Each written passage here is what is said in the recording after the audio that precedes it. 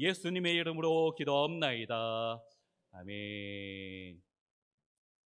오늘도 우리 예수님 덕분에 감사가 넘치는 우리 모든 성도님 되시기를 주의 이름으로 축원합니다. 우리 앞뒤 좌우에 계신 분들과 인사하시면서 이렇게 한번 이야기해 주실까요? 감사가 최고의 믿음입니다. 감사가 최고의 믿음입니다. 우리 사랑하는 성도님들, 우리가 항상 하나님께 감사하지만 내가 최근에 주님께 가장 감사하다 하시는 것이 무엇이신가요? 저는 우리 빛과 소금 교회에 온 것, 또 우리 사랑하는 성도님들 만난 것, 이곳에서 목회하게 된 것 생각해 보니까는 저의 최근에 가장 큰 감사가 아닌가 생각해 봅니다. 사실 우리 원로 목사님이 조금만 일찍 은퇴하셨어도 제가 이 자리에 없었을 것 같고, 또 조금만 늦게 은퇴하셨어도 제가 아닌 다른 분이 이 자리에 서 계셨을 것 같아요. 이제 와서 이야기하지만은 저는 우리 교회는 전혀 생각하지 못하고 있었고, 사실 새 교회를 놓고 기도하고 있었습니다. 그중 두 교회가 지금 이제 담임 목사 리더십이 교체되는 과정 중에 있습니다. 그런데 하나님께서 가장 완벽한 타이밍에 저에게 가장 좋은 교회 불러주셔서 너무 감사한 것이지요. 제가 기도하던 교회가 있다라고 이야기할 수 있는 것은 그 교회에 전혀 미련이 없기 때문이에요. 미련이 있었으면 제가 성도님들 앞에서 이런 이야기 꺼내지도 않았습니다. 교회의 크고 작음이 중요한 것이 아니라, 성도의 많고 적음이 중요한 것이 아니라, 저는 행복한 목회하고 싶다라고 했었잖아요. 이렇게 좋은 성도님들 만나서 목회할 수 있으니 얼마나 감사하고 얼마나 행복합니까? 제가 오후 예배 없애고, 사실 큰 거거든요. 오후 예배 없애고 순 예배 체제로 전환하고 싶다라고 하니까는 목사님이 기도하고 생각해 봤으면은 한번 해보시라고. 얼마나 감사해요. 또 오늘부터 예배 순서가 조금 바뀌게 되는데, 아직 조금은 매끄럽지 않은 모습이 있지만은 조금 더 은혜스러울 수 있으면 목사님 생각하신 대로 한번 해보시라고. 제가 하고 싶은 목회를 마음껏 하게 해주시는데 얼마나 감사합니까? 쉬운 게 아니거든요. 문제는 저만 감사하고 저만 행복하면 안 되잖아요. 저는 언제가 주님 나라 갈 때에, 주님 품에 안길 때에 주님 우리 빛과 소금교회 성도님들 만나서 참 행복하게 목회하고 왔습니다. 감사하고 싶은데 우리 성도님들도 그럴 수 있었으면 좋겠어요. 우리 성도님들도 언젠가 주님 품에 안기실 때에 우리 백 목사님 만나서 참 행복하게 신앙생활했습니다. 그래서 주님께 너무나 감사합니다. 그 날이 되었으면 좋겠습니다. 제가 그렇게 되도록 더 열심히 노력하고 기도할 것이고, 우리 성도님들도 저를 위해서 또 우리 교회 위해서 그렇게 기도하실 거지요? 기도하셔야 됩니다. 자, 오늘은 맥주 감사주일이지요. 우리가 항상 또 범사에 감사해야 되지만 특별히 이런 감사주일에는 더 하나님께 감사할 것이 무엇인가 생각하고 그것을 찾아야 될 줄로 믿습니다. 문제는 감사가 잘 안 되는 거예요. 쉽지 않다는 것이지요. 그래서 훈련이 필요합니다. 감사는 훈련이에요. 우리는 받기는 좋아하지만 은혜 받고 싶고 하나님 주신 축복 받고 싶지요. 그러나 받는 것은 좋아하지만 그것을 하나님께 감사로 표현하는 것은 쉽지가 않습니다. 우리가 알아야 될 것이 감사가 은혜의 통로입니다. 감사가 축복의 통로입니다. 우리가 작은 것에 감사하면 하나님께서 더 감사할 것을 주시고 더 은혜 주실 것이고 더 축복해 주실 줄로 믿습니다. 그것을 믿는 믿음으로 날마다 감사하는 우리 모든 성도님 되시기를 주의 이름으로 축원합니다. 자, 오늘 본문에 보니까는 10명의 나병 환자가 예수님께 나오는 거예요. 12절과 13절 보니까 한 마을에 들어가시니 나병 환자 10명이 예수를 만나 멀리 서서 소리를 높여 이르되 예수 선생님이여 우리를 불쌍히 여기소서. 지금 10명의 환자가 먼 곳에서 예수님을 향해서 소리 지르며 무엇이라고 한다고요? 예수 선생님이여 나를 불쌍히 여기소서. 왜? 예수님께 가까이 나오지 못하고 예수님의 옷자락이라도 만져야 되는데 그러지 못하고 먼 곳에서 주님을 부르기만 하는 것일까요? 율법 때문입니다. 나병, 예전엔 문둥병이라고 했지요. 문둥병은 전염성이 있다라고 해서 마을에 들어갈 수가 없는 거예요.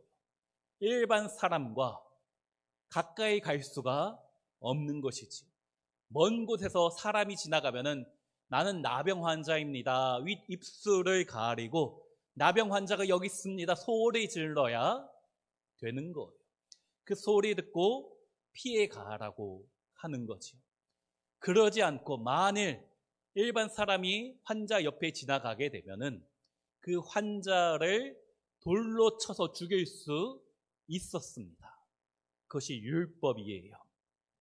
그래서 오늘 본문에 10명의 환자가 예수님을 보았지만은 가까이 오지는 못하고 먼 곳에서 주님을 바라보며 소리 지르는 것이지요. 무엇이라고요? 예수 선생님이여 우리를 불쌍히 여기소서. 그러자 주님이 어떻게 하셨습니까? 불쌍히 여겨주신 거예요. 우리 14절 말씀 같이 읽습니다. 보시고 이르시되 가서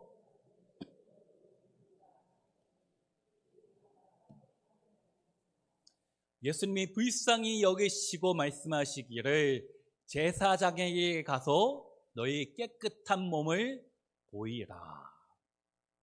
나병 환자가 가끔은 병이 낫는 경우가 있습니다. 그때는 제사장에게 찾아가서 자신이 치유받은 것을 몸을 보여주어야 되는 거예요. 그러면 일반 사람들에게 가까이 나아갈 수 있고 사회로 돌아갈 수 있는 것이지요. 근데 예수님께서 그 환자의 부르짖음에 찾아가셔서 안수해 주시지 않았습니다. 다만 제사장에게 가서 너의 몸을 보이라 말씀만 하시는 거예요. 직접 기도해 주시는 게 아닌데 예수님께서 친히 안수해 주시는 것도 아닌데 말씀만 하셨는데 나았을까요? 말씀만 해도 치유가 됩니까?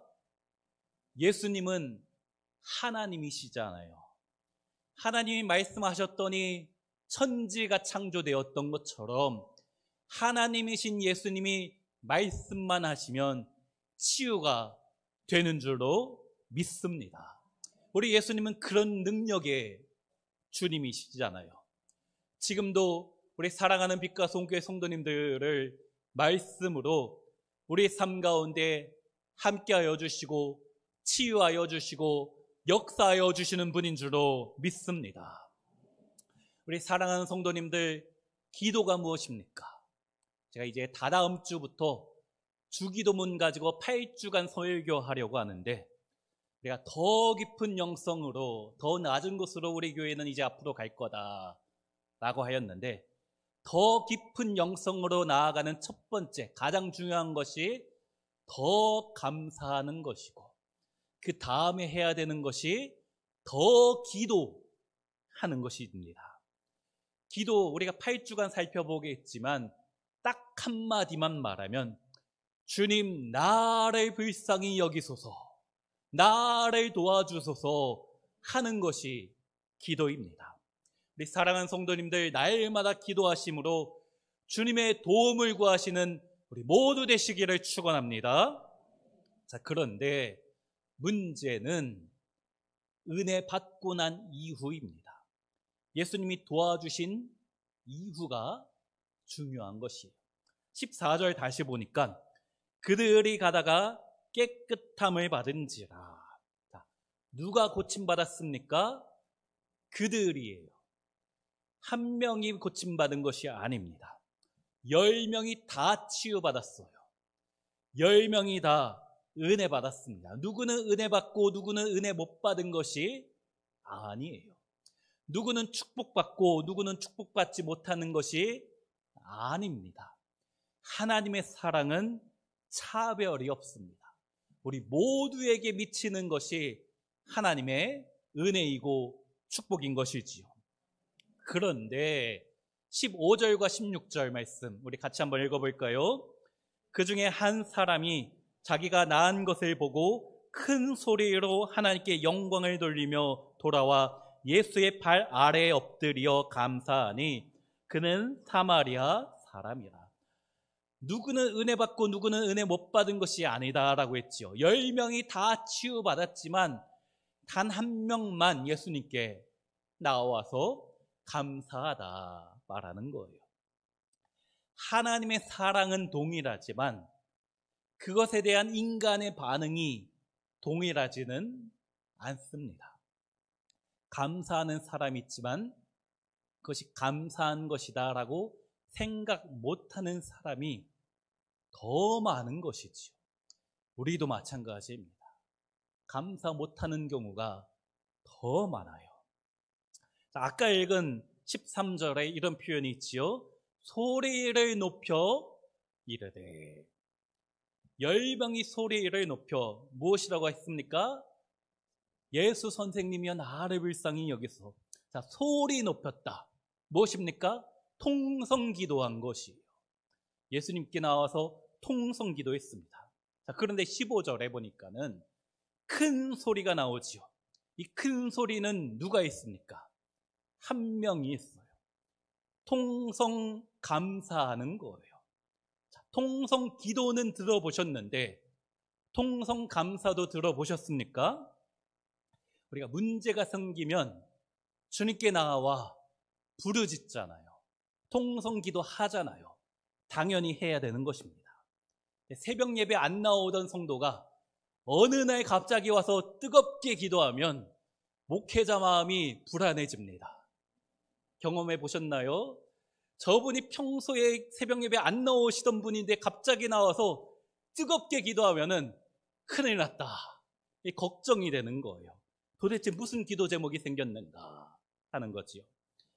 그렇게라도 새벽에 나와서 주님 앞에 부르짖는 것이 중요합니다. 그런데 그렇게 통성 기도하며 부르짖었는데 문제가 해결되고 나서는 잘 안 나오시더라고요. 우리 교회 성도님들은 안 그러시겠지만은 제가 그런 분을 많이 봤어요. 너무 뜨겁게 와서 새벽에도 수요 예배에도 금양로 기도에도 나와서 기도하시더니 해결됐다라고 감사하다라고 한 이후에는 잘 안 나오셔요. 통성 기도는 쉬운데 할 수밖에 없지요. 문제가 생겼으니까. 그 이후에 통성 감사가 잘 안 되는 것이에요. 그런데 무엇이라고요? 감사가 최고의 믿음입니다. 우리 사랑하는 성도님들, 믿음 좋은 성도가 어떤 분인지 아십니까?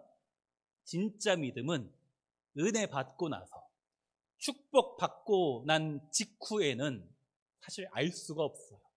다 믿음 좋아 보이는 거예요.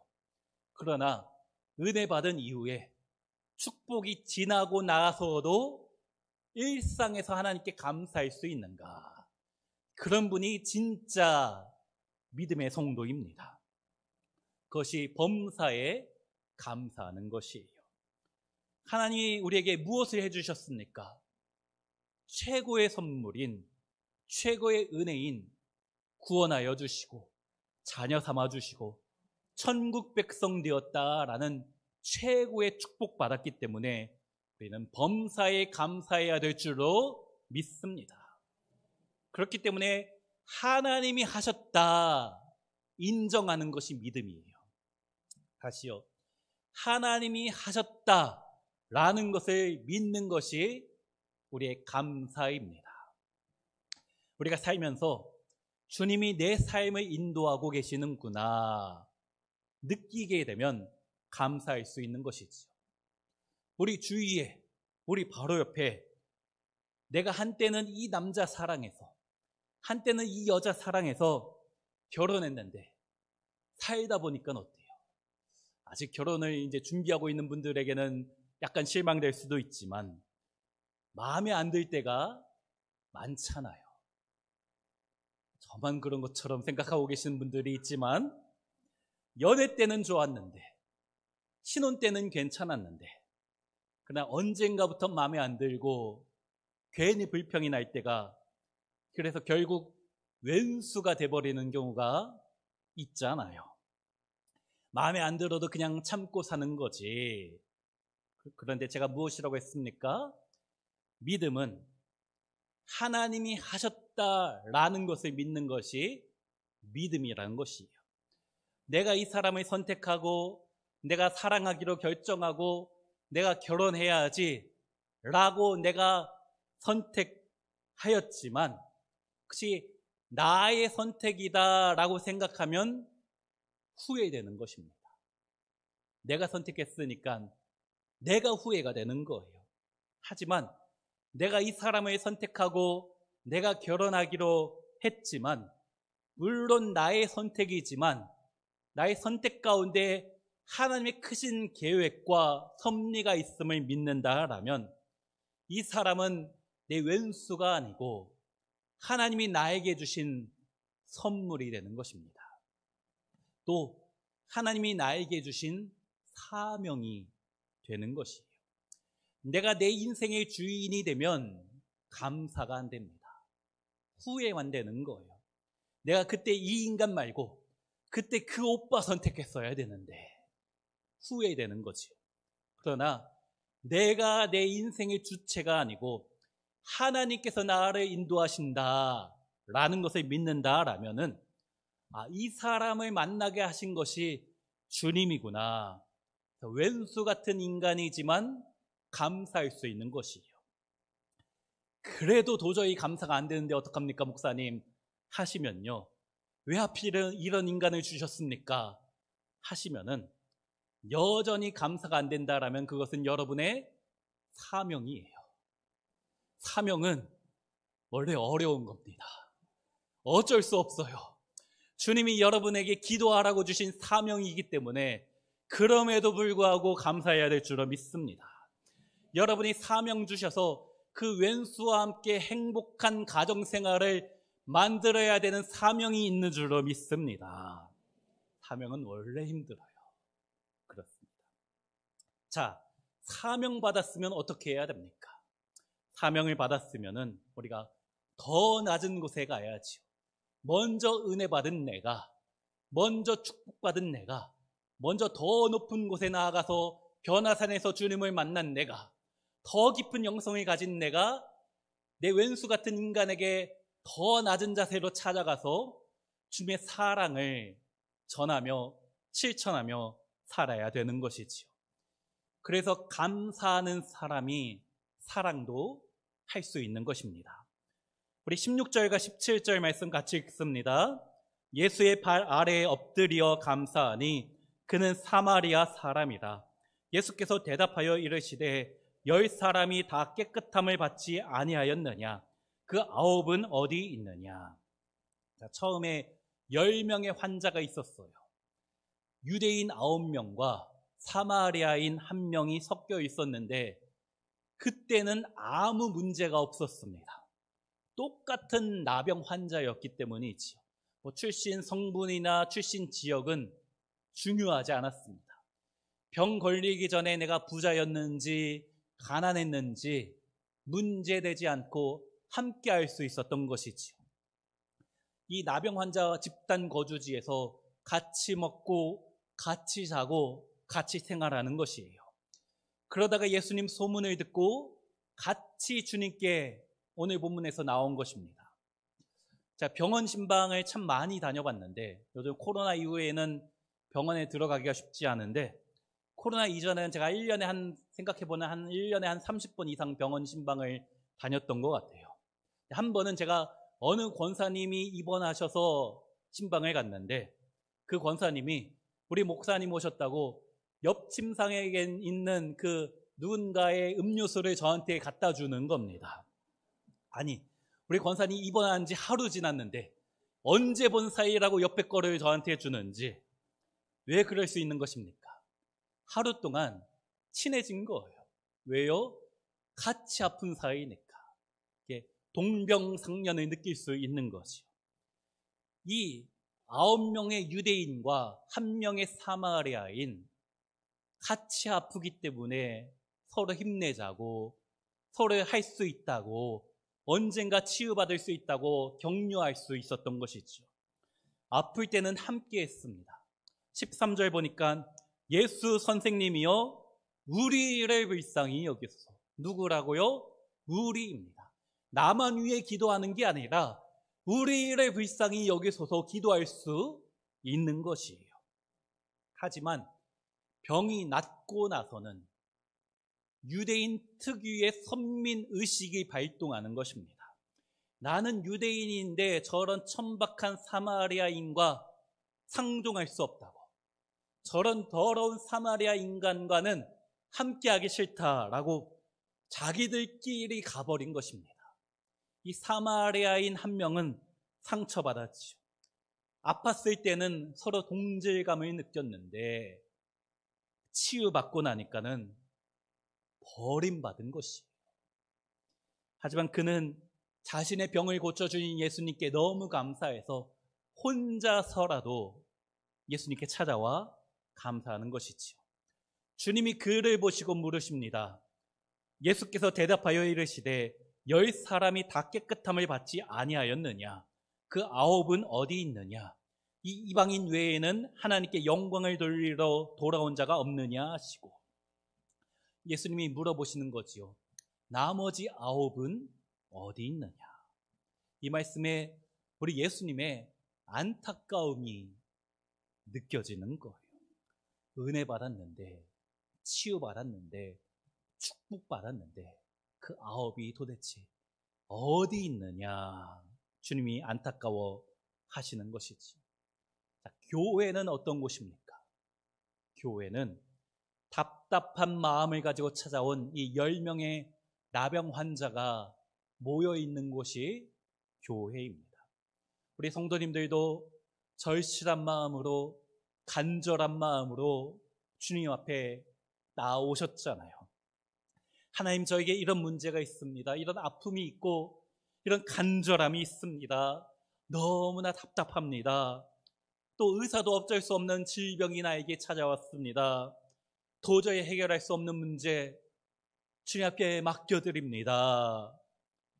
주님만 해결해 주실 수 있고, 주님이라면 말씀해 주실 때 치유받을 수 있습니다. 그렇게 기도하다가 우리 옆에 있는 분을 쳐다보니까 나와 같은 분이 앉아 계시는 거예요. 같이 예배하고 같이 기도하고 있는 것이지. 나만 힘든 게 아니었구나. 우리를 불쌍히 여기소서. 나만 위한 기도하다가 우리 성도들 위한 기도도 하게 되는 것이지. 그렇게 같은 마음 가지고 기도하는 것이 우리 빛과 소금 교회인 줄로 믿습니다. 그런데 세월이 지나고 문제가 해결받고 교회 생활 오래 하다가 보면 나는 저들과는 다르다라는 선민의식이 나도 모르게 내 마음에 들 때가 있는 거지. 나는 믿음이 좋은데 저 사람은 믿음도 없어 보이고, 나는 이렇게 교회 충성 봉사하는데 저 사람은 그냥 교회만 왔다 갔다 하는 것 같고, 나는 이렇게 주님 위해서 열심히 일하는데 저 사람은 그냥 아무것도 아닌 것처럼 보이는, 그래서 나도 모르게 나와 저 사람은 다르다라는 장벽을 칠 때가 우리에게 있다라는 것이죠. 그럴 때 우리 주님의 음성을 들어야 됩니다. 그 9은 어디 있느냐라는 말씀이 나에게 하시는 말씀이다 라는 것을 들어야 되는 것이에요. 나는 선민인데 나는 교회도 빠지지 않고 열심히 신앙생활 하는데 주님께서 어느 날 네가 지금 어디 있느냐 물어보실 수도 있는 것입니다. 그리고 주님은 감사를 잃지 않은 한 사람에게 찾아와 말씀하시는 거죠. 그 사람은 사회적으로 무시받았던 사마리아인이지만 주님께서 그에게 하시는 말씀이 19절입니다. 같이 읽습니다. 그에게 이르시되 일어나 가라. 내 믿음이 너를 구원하였느니라 하시더라. 9명은 육신의 구원은 받았지만 정말 중요한 영혼의 구원을 받지 못한 것입니다. 그냥 이 한 사람은 육신의 문제가 해결된 것뿐 아니라 영원한 생명도 얻게 된 줄로 믿습니다. 우리는 누구입니까? 나병 환자입니다. 나병 환자처럼 절망 가운데 이 세상에서 아무런 소망 없이 살던 자이죠. 그러나 주님의 은혜 받고 구원받고 하나님의 자녀가 된 줄로 믿습니다. 그러면 어떻게 해야 될까요? 그러면 주님의 은혜에 감사해야죠. 그리고 내가 받은 은혜, 주님께 받은 사랑을 나눠주며 베풀며 살아야 될 줄로 믿습니다. 1860년에 미국의 미시간 호수, 시카고에 있는 미시간 호수를 지나던 레이디 엘진이란 배가 풍랑을 만나 침몰하게 되었습니다. 사진 한번 보여주시겠어요? 이 배가 풍랑을 만나서 침몰하는데 이 소식이 라디오에 들려진 거예요. 그러자 가까운 곳에 있었던 노스웨스턴 대학교에 에드워드 스펜서라는 신학생이 있었는데 이 학생이 소식을 듣고 그 침몰 현장에 찾아갔습니다. 이 학생이 고등학교 때까지는 수영 선수였다가 신학생이 된 것이지요. 이 스펜서가 허리에 밧줄을 메고 육지에서 약 800m 떨어진 그 침몰 현장에 수십 차례 왔다 갔다 하면서 헤엄쳐 들어가 사람을 구조한 것입니다. 그의 몸에는 깨진 파편과 나무 조각으로 온몸이 긁혀서 성한 데가 하나도 없었던 거죠. 얼굴에는 피가 흐릅니다. 온몸이 찢어졌습니다. 하지만 포기하지 않고 17명을 구조한 것이에요. 그리고 나서 완전히 탈진해 버렸습니다. 그때 허리가 완전히 망가져서 남은 인생 평생 휠체어 신세를 질 수밖에 없었어요.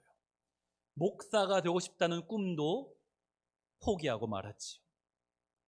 근데 그가 죽기 전에 어느 기자가 찾아와서 물었습니다.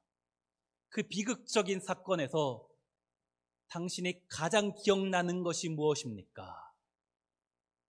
무엇이라고 대답했는지 아십니까?